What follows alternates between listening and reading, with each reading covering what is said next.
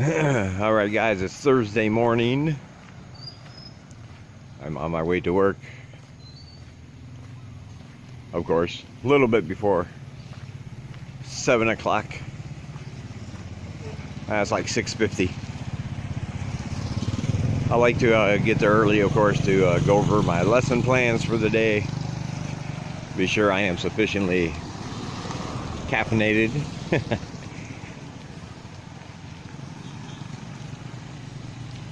This is probably my favorite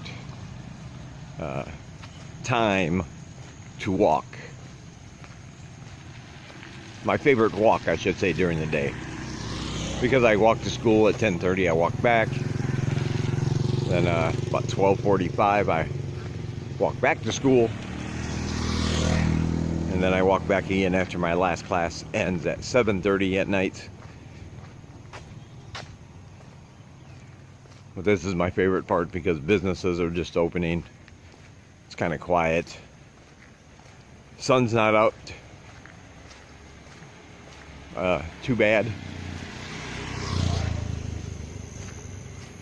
So when I get there, I'm not all sweaty.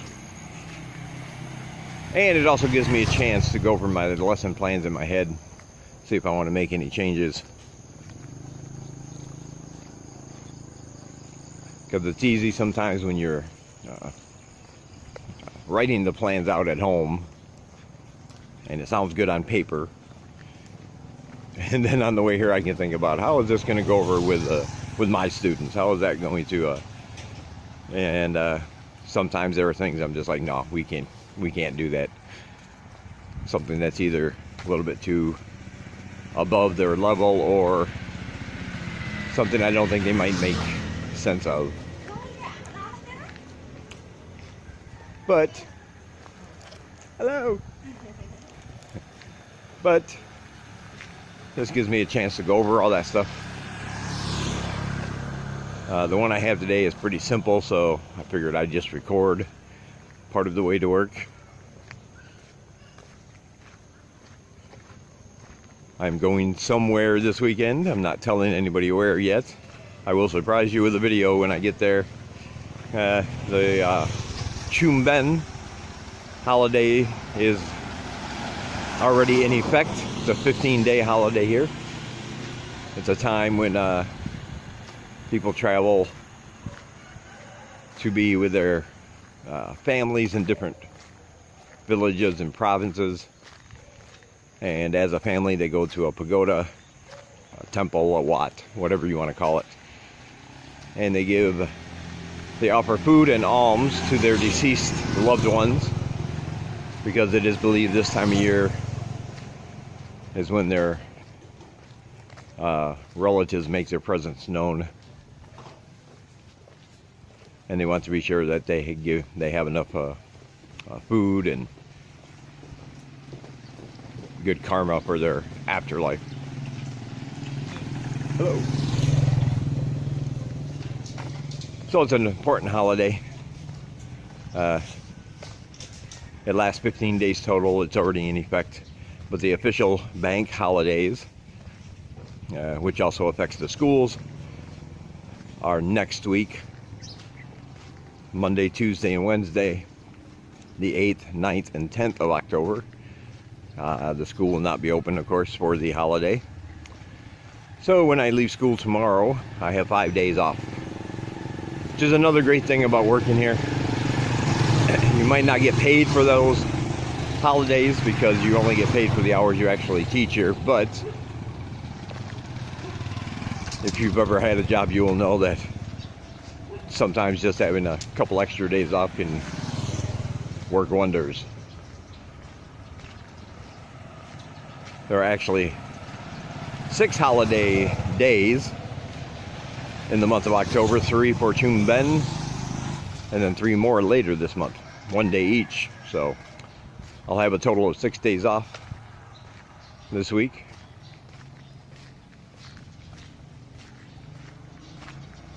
So yeah, even though we work a lot of hours, I mean, I work 7 hours Monday through Friday, but I'm there 9 hours because I get a 2-hour break from 4:30 to 6:30, but As I stated before, I don't like walking all the way back home just to sit down for 40 minutes and then have to walk back. It just doesn't make sense.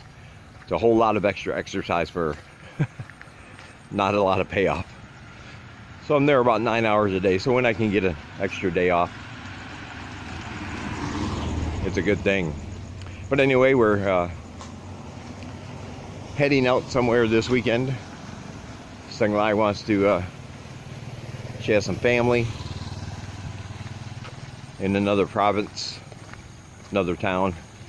She wants to celebrate Pchum Ben with them. So we're going to go there. Matter of fact, when I get out of work, I just got paid yesterday, so when I get out of work at 10:30, instead of going right home and eating and laying down for an hour and a half, I will have to go down to the travel agency right down the street and purchase my bus tickets. My hotel is already set. Got it through booking.com. Already got my reservation. It's a really nice, it looks like a really nice room. 2 nights for 2 people. Was only $24. That's a really good deal. 2 nights, 2 people, $24. We plan on leaving Saturday morning. It's about a 3.5 hour trip by bus. And I will buy the bus tickets, of course, as I said, when I get out of work.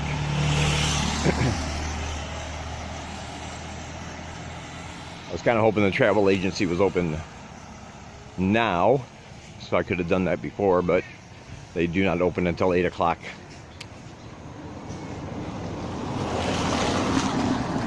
We plan on staying there.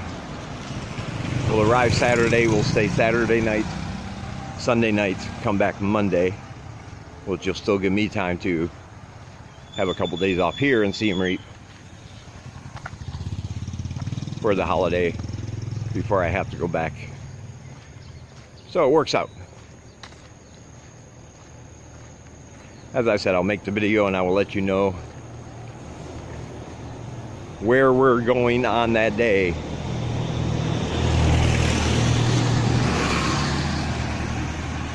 I hear it's a, if weather permitting, it's a very scenic drive, so hopefully the windows on the bus aren't too dirty. That is a problem sometimes. But I can film some of our trip there. Plus the place we're going is supposed to have this really awesome old temple that people can visit on the outskirts. So while she is celebrating with her family, I want to go do that, because those kind of things are awesome to me. Learning about history and the culture. So yeah, I'll tell you all about it in another video. Just wanted to tease you a little bit.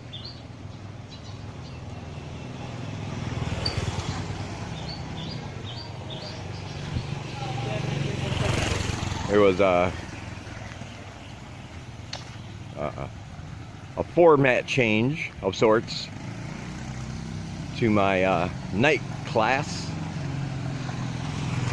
Nothing big. I got an email with a video attachment, thankfully, from Steve. He's like the program director for Camlin, and they have been running the Easy English program, the one that I teach my adults at night. They've been doing that in Phnom Penh for a while, so they know the material. They've got the format down, what they think is the most successful way to teach the lessons. And for the most part, I was doing it correctly, the way he had said when we first had a meeting about it. But there are some things, some changes that he wants me to implement. We started those last night. It went well. I know sometimes people get used to a certain way of doing a class and seem reluctant sometimes to want to change that up. But I explained to them, you know, this is going to help you learn more, which is your purpose of being here. This is going to help you learn faster and better. Then there's nothing wrong with it. Change is not something we should fear. Should be something we embrace. If we're not changing, we're dying, right? Anyway, I'm going to try to get across this road here. My school's right up there.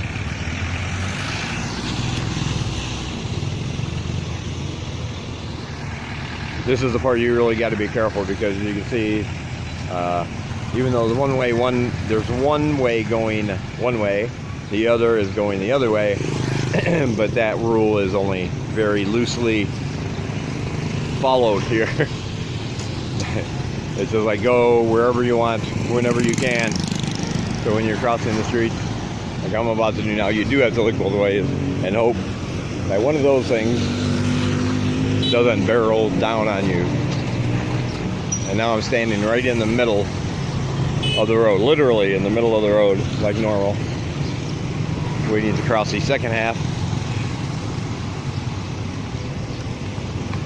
It's funny, this probably would have freaked me out a lot when I first got here. It would have, man. The traffic was the one thing that really blew my mind. But now I just let it happen. Let the cars go. They seem to know what they're doing. They go around. They honk their horn at you if you're, because they don't want to hit you, of course. So it all works out good. I'm still alive anyway.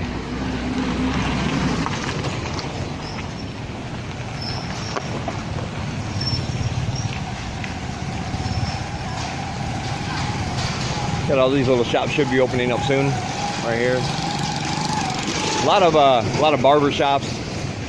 Get a man's haircut there, but they also have, of course, beauty salon type places for the ladies.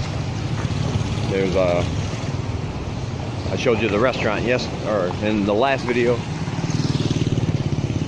And later on, there will be all kinds of street food vendors out here. This road is it's filled with potholes. When it rains, it's muddy. It's all dirt, as you can see.